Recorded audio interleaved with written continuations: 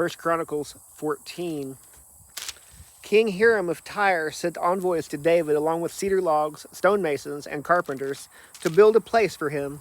Then David knew that the Lord had established him as king over Israel, and that his kingdom had been exalted for the sake of his people Israel. David took more wives in Jerusalem, and he became the father of more sons and daughters. These are the names of the children born to him in Jerusalem: Shammua, Shobab, Nathan, Solomon, Ibhar, Elishua, Elpelet, Noga, Nepheg, Japhia, Elishama, Beliada, and Eliphalet. When the Philistines heard that David had been anointed king over all Israel, they went in search of David. When David heard of this, he went out to face them.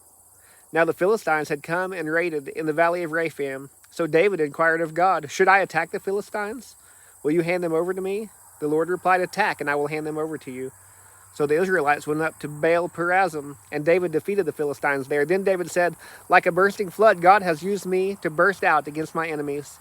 Therefore they named that place, "The Lord Bursts Out." The Philistines abandoned their idols there, and David ordered that they be burned in the fire. Once again, the Philistines raided in the valley. So David again inquired of God, and God answered him, "Do not pursue them directly. Circle around them and attack them opposite the balsam trees. When you hear the sound of marching in the tops of the balsam trees, then go out to battle, for God will have gone out ahead of you to strike down the army of the Philistines." So David did as God commanded him, and they struck down the Philistine army from Gibeon to Gezer. Then David's fame spread throughout the lands, and the Lord caused all nations to be terrified of him.